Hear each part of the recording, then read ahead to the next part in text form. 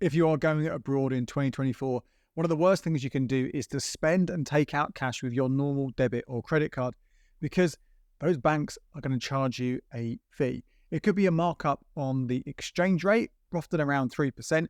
It could be that plus a card transaction fee every time you use it. Again, whether that's just slapping it to pay for your bill or taking money out of an ATM.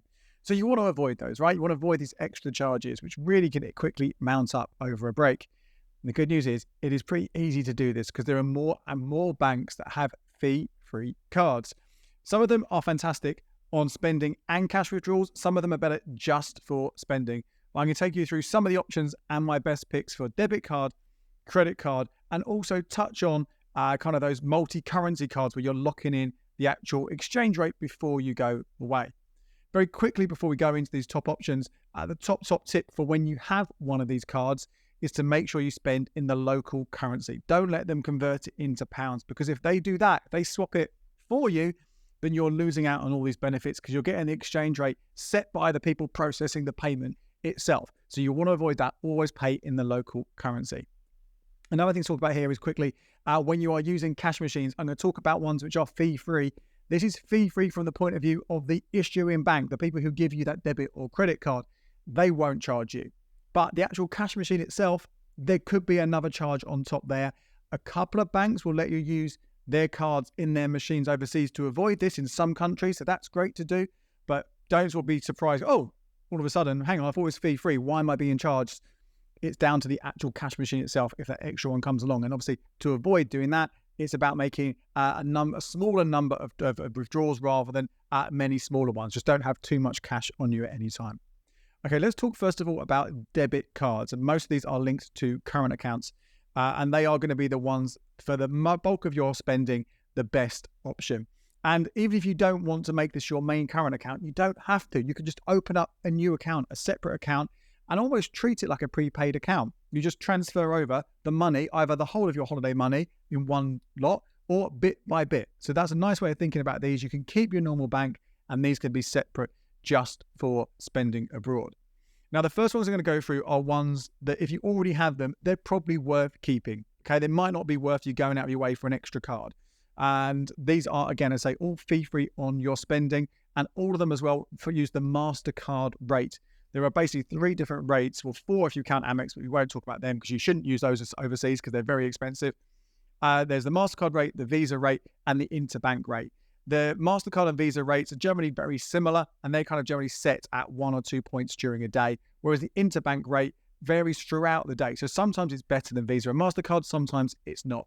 Broadly speaking, you're going to be fine with whichever you go for. The difference is going to be pretty marginal. So again, these are all MasterCard ones, though, on these debit cards. There's First Direct. If you've already got them, that's great. There's Crew, which is one of the more newer digital banks. Again, that one's fine, or that one does have a £200 limit per month on your cash withdrawals, and that's at the moment only until the 31st of October 2024, but your spending is fine. Monzo, again, free on spending. Again, smaller limits here on cash withdrawals.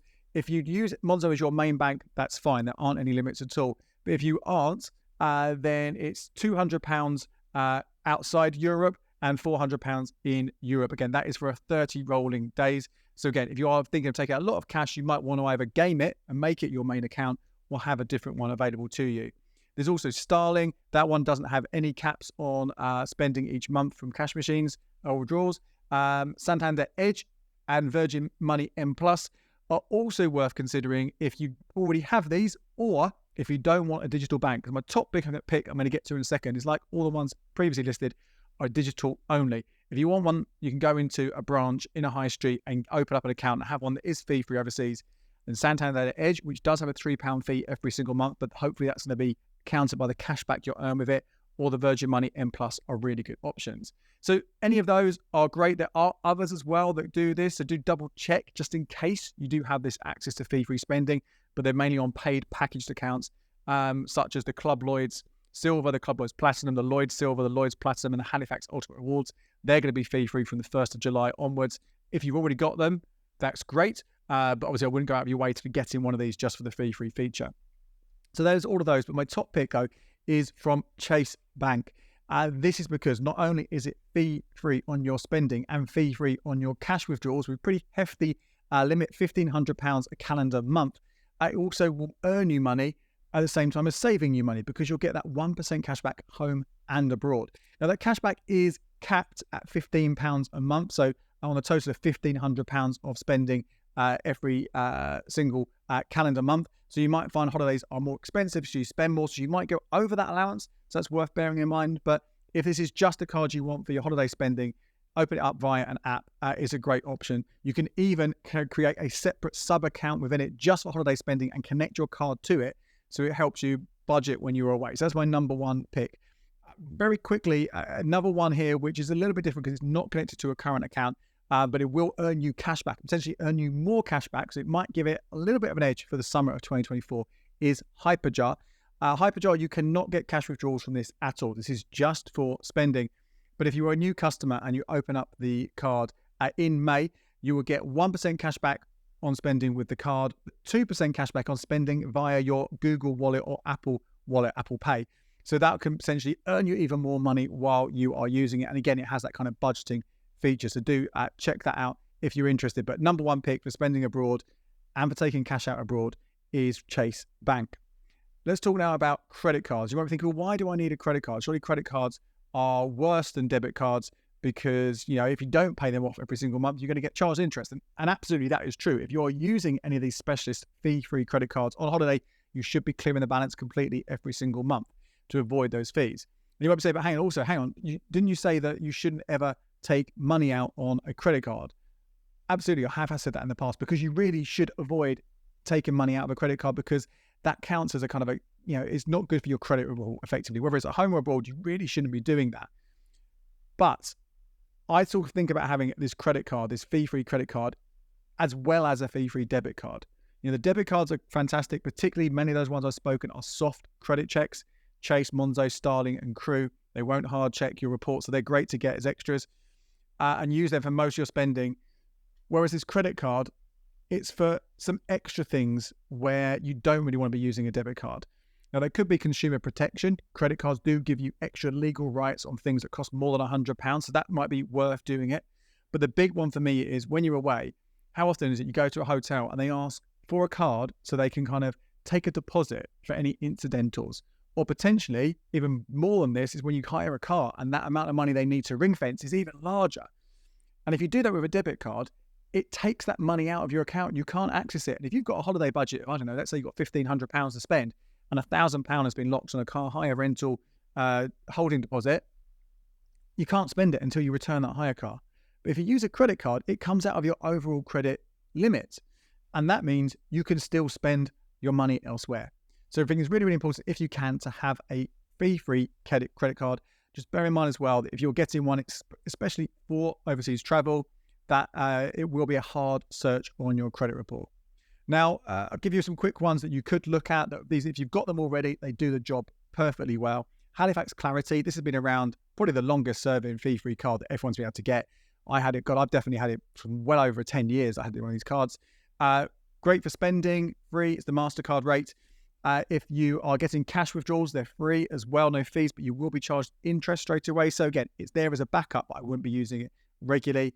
The NatWest credit card, that one is also free for spending with a Visa rate, but do not use this for cash withdrawals at all. The same goes for the Virgin Atlantic Reward credit card. That is fee-free in Europe only. Don't use it for cash withdrawals, but you will be able to earn some points with that, some Virgin points, which might be handy depending on how you use it. There's also Yonder. The free version there is fee-free for spending overseas. And that one potentially does a hard check like all those other ones do, but it also uses open banking. So it might be a useful one to consider if you have a lower credit rating, and you can earn some points. Whether you can use them, that's another matter. But all worth, if you've got them already, you can spend them. They're your backup. That's a great option. But if you are getting a new card for spending overseas, my top pick is the Barclaycard Rewards credit card. This one, fee-free, is the Visa rate, fee-free spending, no problem at all. Fee-free on your cash withdrawals as well, unlike many of the others that we spoke about before, but I still would avoid it. I still wouldn't use a credit card for that if you don't have to. But why this is my top pick over the others is you get some cash back, 0.25%. So way, way, way lower than that Chase and HyperJar rates that I mentioned before. But better than nothing, right? And if you're spending, you may as well get some cash for it. Now, the only problem about getting this one for travel abroad is it means that's the only Barclaycard you have. So it does rule you out of other ones whether that's one with a great balance transfer rate or potentially one that earns you Avios points. So you really got to weigh up whether this is going to be more, earn you more than one of those other options and save you more money. Third type I want to talk about quickly here is probably another backup card, right? I said about, debit card and a credit card. So do you really need a third card? Well, maybe. And the reason I like this one as a backup is, one, it's free. You don't have to pay for it at all. There's no delivery charge for it, unlike some of the cards I'm going to get to quickly in a second. And you can effectively connect it to any of your existing current accounts. So if you have got one of those current accounts, which is really pricey, whether that's, I don't know, Barclays, or it's a NatWest current account, or whatever it might be, the ones that aren't specialists, that don't give you a discount, you can make it cheaper. Not fee-free, but cheaper. And basically, there are a couple of options here. I used to recommend Curve, but Curve has changed massively how it works, how it charges. So if you've got one of those and you use it for overseas, you're probably not going to want to be using it anymore. Double check the charges are for your particular card, but I think most of you don't want to be using that. Instead, you want to be looking at Currensea. That's with Curren with a SEA on the end. And Currensea will charge the interbank rate. So that's really good, right? Plus 0.5%. So interbank rate is often a little bit cheaper than MasterCard and Visa. But you add that 0.5, so it probably makes it a bit more expensive than the cards you mentioned just now. But again, that's why it's good as a backup, because I'd rather get charged a small 0.5% fee for using one of these cards than that 3% plus an individual transaction charge for those others which aren't specialists. So again, really, really good backup to have in your wallet. There's also a welcome offer. We've got one over on becleverwithyourcash.com, which you can click to from the links. And that one, when you spend £150 in a foreign currency in the first 6 months, you'll get a free tenner. There are other similar deals out there I'm sure you can find if you look around for them. The downside for this is it's restricted which banks you can connect to it. At the moment, you can only do Barclays, Bank of Scotland, Coutts, First Direct, Halifax, HSBC, Lloyds, Nationwide, NatWest, RBS, Santander, TSB, Ulster Bank, and Virgin Money.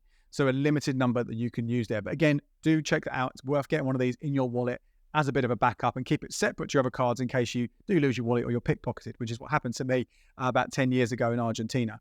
The final section, I'm not going into a huge amount of detail here, but it's worth mentioning these because I know a lot of you are going to be interested in them, are kind of multi-currency accounts. And this is rather than when you spend money, the conversion happens at that day's rate, or in lots of cases, maybe the next day or the day after that, a bit of a delay there. But rather than doing that, you are deciding in advance to swap your cash for the rate that is happening at that moment. Now, it's impossible really for most of us to kind of really play the currency game and go, yeah, do you know what? I can sense they're going to go down, so I'm going to lock in at this rate and have it all sitting there. Maybe you can, maybe you get lucky, but most of us aren't able to do that. So this is why I don't generally go for these. But if you did want to do that, if you particularly wanted to set a certain budget, I can only afford to spend this amount right now, so you're swapping it over into that currency, these could be good for you. The key one here is Revolut. Revolut charges the interbank rate only. So it will be one of the best exchange rates you're going to get out there. But there are limitations. That's only Monday to Friday. If you do it at the weekend, there is a 1% markup, plus you're capped at £1,000 of exchanges per month. If you want a physical card, this is charged at $4.99 to get it, but you can add on virtual cards to connect to your Apple Wallet and stuff, so you don't have to pay that to get hold of it. So it's definitely a good option if you do really want to lock in those rates. For cash withdrawals, there are a number of limitations there, so really this is more about spending. Next one here, Trading 212. I've talked to you guys about their new card recently. They've recently also increased the cashback on it from 0.5% to 1.5% until the end of October, which makes it sound fantastic. Plus, the exchange rate is the interbank rate. So again, that really, really good rate, plus a very small 0.15%. Again, that can make it very, very competitive, sometimes potentially better than the MasterCard or Visa, sometimes not as good, but still not far off it. Problem with this one is right now, to get a physical card, you have to pay £4.95, and there still isn't that functionality as of May 2024 at least to add it to Apple Pay or Google Pay. Hopefully that's coming this summer. And if it does, then you've got the cashback plus a really good rate. Then that is worth considering. And also with this one, incidentally, you can do, if you only have pounds in your account, you can do a live conversion as well. So you don't have to preload it if you don't want to, but I think it's mostly going to be beneficial for preloading. There's also Wise, but Wise charges £7 for the card, and the fees do seem to be more expensive than Trading 212 or Revolut Standard. And there's also one called Zing from HSBC. This is the Visa rate plus 0.2%. So again, there is a bit of a markup there, more expensive than the cards we mentioned before, but to get it in the post, it is free. So again, if you do want to lock in some currencies, it might be worth considering one of those. My name is Andy Webb. Thank you so much for watching this. If you want to check out more about each of these different best options, do head over to becleverwithyourcash.com. And in the meantime, check out these videos here for more ways to make the most of your money.